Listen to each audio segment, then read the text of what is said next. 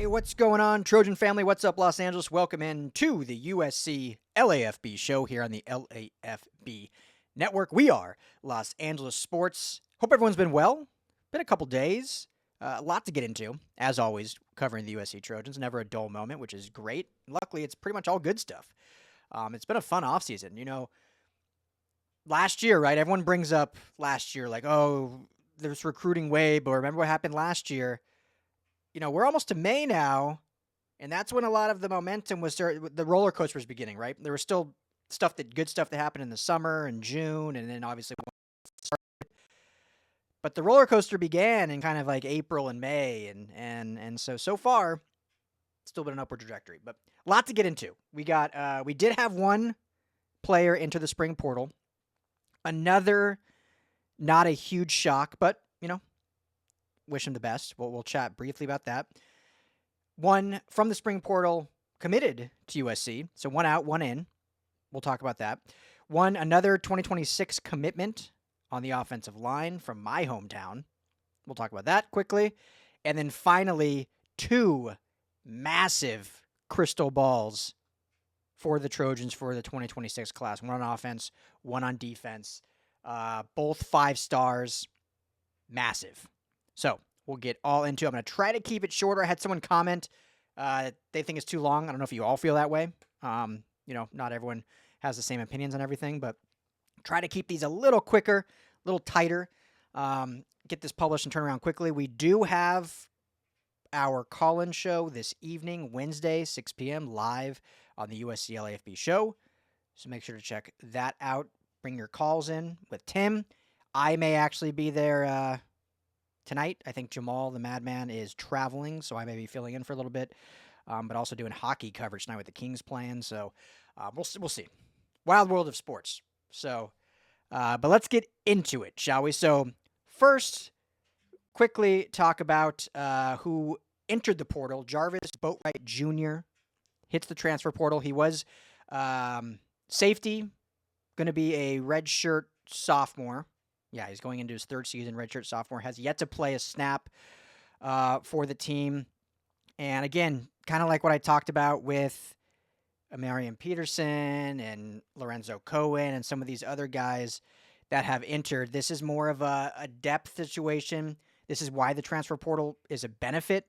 You know, there's a lot of negatives to it. There's a lot of benefits. This is on the benefit side. A guy that's kind of lost in the wash can go elsewhere and kind of find an opportunity to get some PT, get some playing time as he enters kind of his 3rd year in college.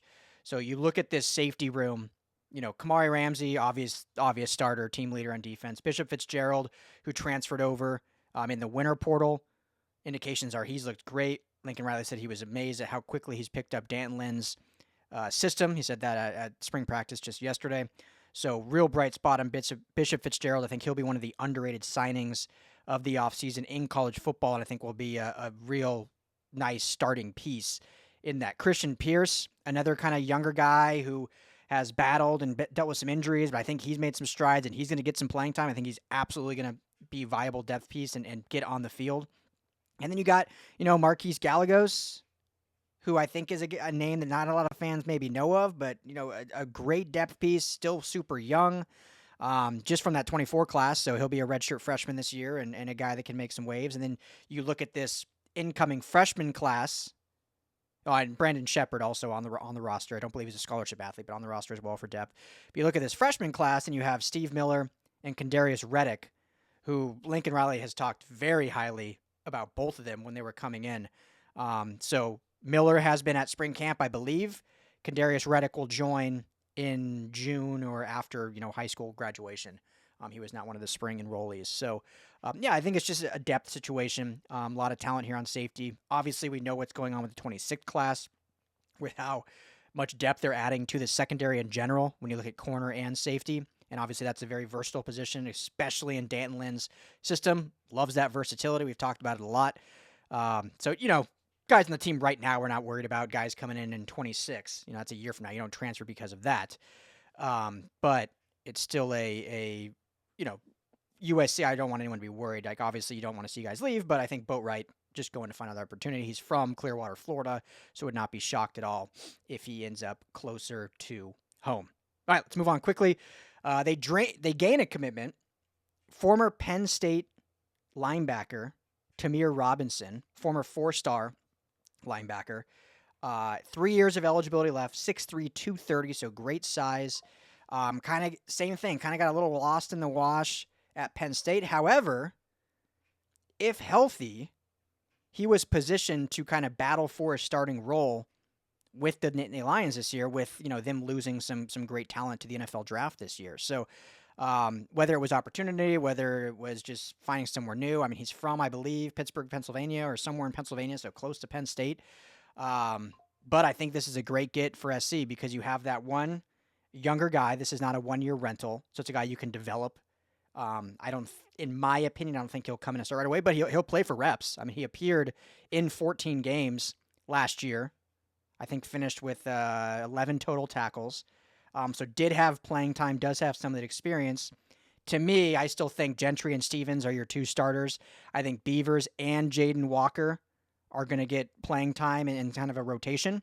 But I think that now this new incoming committed Robinson will certainly be in that rotation of Beavers and Jaden Walker because he has playing time, has the youth there, former 4-star recruit, so lots of talent. So I think this is a good get. It's a guy. We talked about the linebacking room being the one kind of position group that's looking a little thin going into the season, especially with them moving Elijah Newby to the edge room. And, you have obviously some incoming freshmen coming in, and AJ Tuitele and Matau. But, those are freshmen. Obviously, we saw what Desmond Stevens did as a freshman and got playing time right off the bat. These kids could do that, but you don't want to bank on that. So we knew pretty confidently they were going to add a linebacker in the spring portal. Again, primarily for depth, not going after an immediate starter. But Robinson gives you that ability that, he's got the talent and a little bit of the skill set, certainly the size, that if he, develops quickly in the system with Coach Ryan and Coach Lynn, I mean, he's going to play for that spot. And, obviously, we love Eric Gentry. In my opinion, has the ability to be the best linebacker in the Big Ten just because of how different he plays the position. His size, his athleticism, his moxie, his passion for the game. But unfortunately, there's injury history. And so, just knock on wood, looks great. All indications are it's been great. Coach Ryan loves him. But you do want to have just that depth in case, as we saw last year, he go down, and it was a huge loss when he went down. And no matter what, you're never going to replace a guy like that because of how distinct he is to the position, but you got to have bodies. So I think Tamir Robinson is a good get there. So now that brings their spring class up to just 2 so far. Again, I think they might add 1, maybe 2 more. You look at receiver, a depth receiver. They have some visits scheduled, which maybe I'll get into, later in the week. So I think receiver, potentially offensive line, could see another depth piece addition. But I don't think there's really any other needs outside of that. So, and those aren't even really needs, just kind of adding depth. Linebacker was the real thin room that if you got injuries, you're running some risk there. But they filled that, and so I think they'll be solid there. And obviously Kennedy Urlacher, safety, was the other addition there. So, which I didn't even mention, Jarvis Boatwright, safety, transfers out. Kennedy Urlacher, safety, was transferring in. So that could have been part of the reason too, was just another body adding in. So, all right, I'll do this one quick. They did get a 2026 commit, Cannon Smith, offensive line, interior offensive line, 6'5", 290. 47th interior offensive lineman nationally, 3-star, from my hometown, Denver, Colorado. Actually goes to high school, Valor Christian High School, which was down the street where I grew up. I went to Mountain Vista High School, public school. Valor was the new, hot, private Christian school where the McCaffrey boys went. Famously, Christian McCaffrey went there. A lot of other top-tier athletes. Is one of the best football programs in Colorado.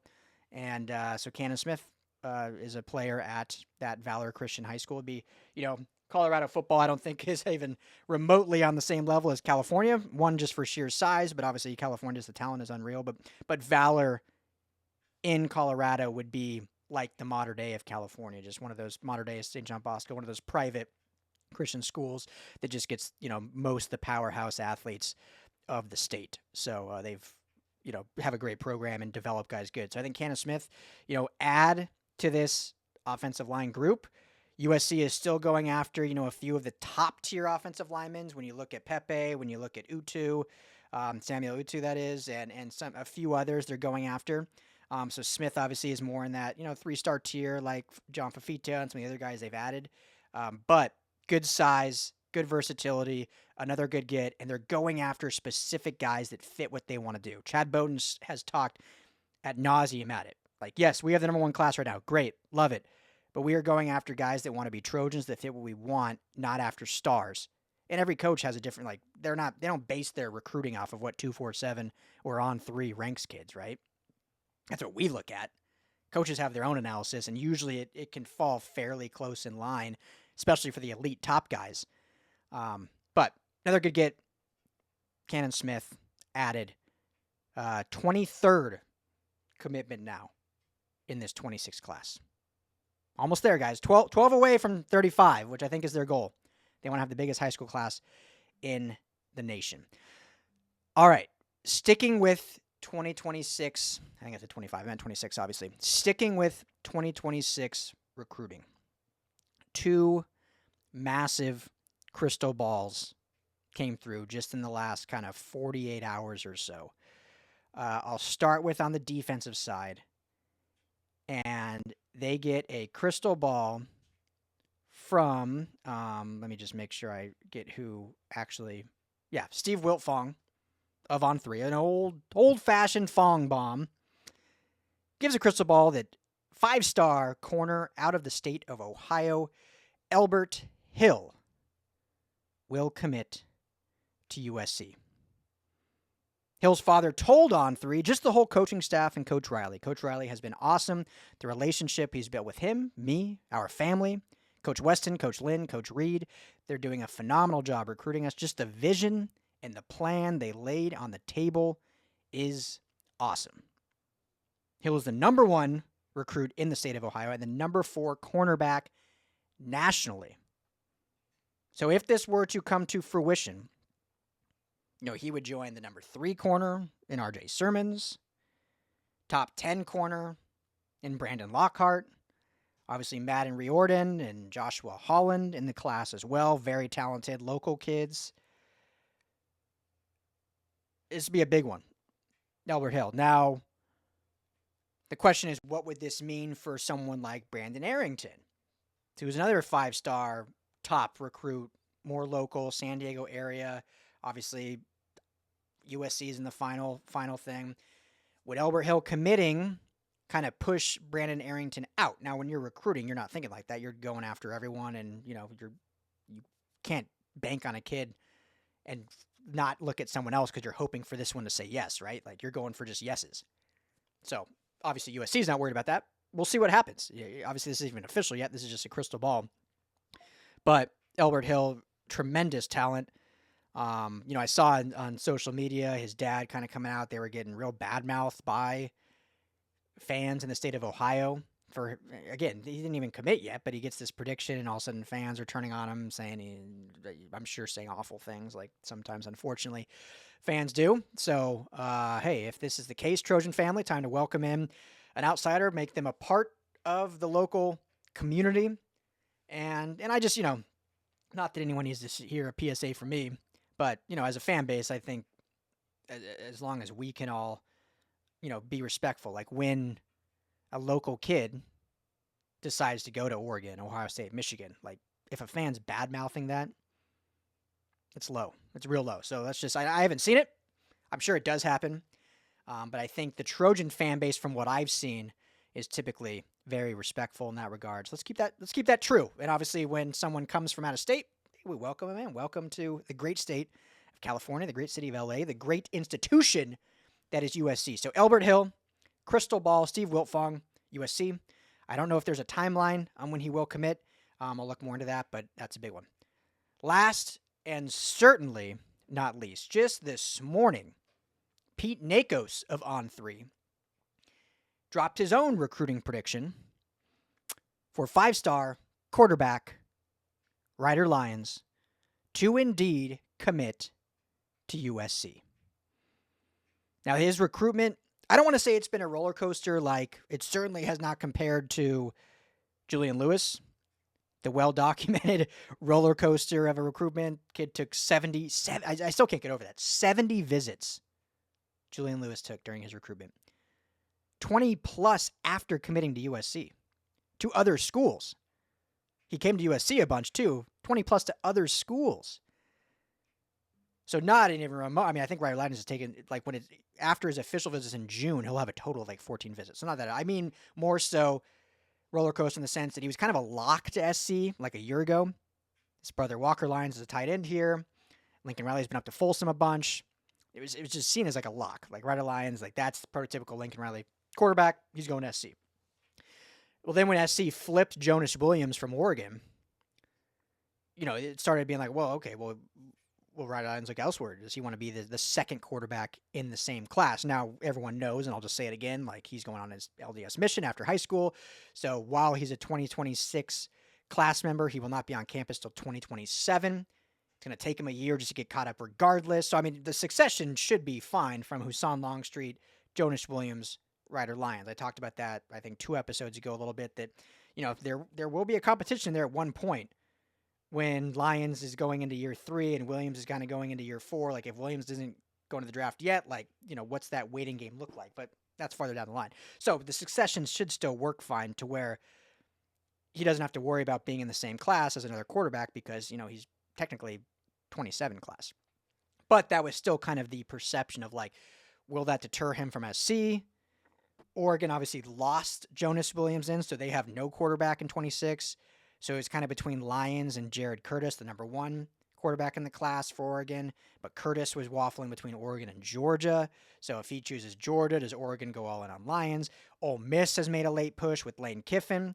Michigan, Ohio State firmly in the mix. Michigan, Rider Lions even said he would love to sit behind Bryce Underwood, learn for a year, and take over at the Maize and Blue. And BYU has been a very real threat for obvious reason, ties to the same religion, and BYU's a great school, Big 12 school now, so they're in one of the Power 4 conferences and have been a really good program for a long time. We've seen great quarterbacks come out of that program. Most recently, obviously, he hasn't had success in the NFL, but most recently, Zach Wilson was the number 2 overall pick. Anyway, so all of that, it was kind of like 6 months ago, lock. Lions is a lock. 1 month ago, I was leaning more towards like, SC's still very much in it, but I feel like it's less likely than it was. Still likely, but less likely. Well, now this morning, Pete Nikos drops the recruiting prediction that SC will indeed land the commitment of Rider Lions. Now, what I've heard is he plans to commit in the summer. He wants to do it for sure before his senior season begins in the fall. We're still a ways from there. I mean, we're not even in May yet. So you got May. He's got his official visits in June to a lot of different schools. His official visit to SC is June 20th. If you're SC, you'd love to get him to commit before and shut down his recruitment, right? Cancel all those officials and just come to SC and call and wrap it up. He's been on campus a bunch already. Obviously, I think he knows players probably through his brother. So if you're SC, you hope, they can lock it down before then, but it may not be till late June, July till we get a commitment. But this is certainly bright news because, like I said, it didn't seem bad, but it definitely was less likely than it was recently. And now it seems to be trending back on the, loves what they're building. He said, Coach Riley speaks for himself best. That there is no better quarterback coach in the country. 3 Heisman, 3 first overall picks. To me, that's New York quarterback is kind of a no-brainer. So that's the latest news on that. A lot of big stuff. And probably even more coming. The draft, NFL draft tomorrow. Hope everyone enjoys. A lot of future Trojans out there. I think Jaylin Smith's getting slept on. Where do you guys think he gets drafted? You think I think, in my opinion, he'll be the first Trojan drafted. Jonah Monheim could sneak in there. And then Woody Marks, I think, is a very underrated running back, but just because of the position, it's like unless a few of those running backs sneak into the first round. So, obviously Gentry is going to go first round. I think Amari and Hampton from North Carolina is probably first round. And if the 2 Ohio State kids, if 1 or 2 of them sneak into the first, then Woody Marks maybe becomes like a second, third round pick just because you got 4 go that early. But if they slide and those Ohio State kids, Henderson and Judkins don't go till the second, then I think Woody probably gets pushed to that third, fourth round range. And I think Jaylin Smith could potentially go in that second, early third. Jonah Monheim kind of similar. So we'll see. But always excited to see future Trojans. Hope everyone enjoys the draft. Thank you as always. I was going to make it shorter. There was just so much news, so I think 20 minutes is still, we still wrapped through it, so I think it's still good. But I appreciate all of you always freaking out with me. I want to know your guys' thoughts. We are thinking of launching a forum/message board on lafbnetwork.com, similar to how the other recruiting sites do. It'll be free at this point, no subscription. Obviously, if you guys want to throw some shekels our way, it would certainly help support us. But we'll launch it as a free thing just to kind of go on there. Like, I'll share some recruiting updates that I hear and I get. Obviously, I'll keep doing it here on video. That's not changing at all. But another way, another area where, we can all chat back. You can share your thoughts, share your excitement, share the tears of Oregon and the other Big Ten schools as USC is on its way back. So let me know your guys' thoughts in the comments if you would love to see that. But the plan is to launch that here soon. And hopefully we can get everyone using it quick. We're also going to have a feature on game days with kind of live chatting that we can all hang out on. We'll launch that for all sports. So right now, hopefully with Laker games and Kings games and even Clipper games and the playoffs, Dodger games coming up.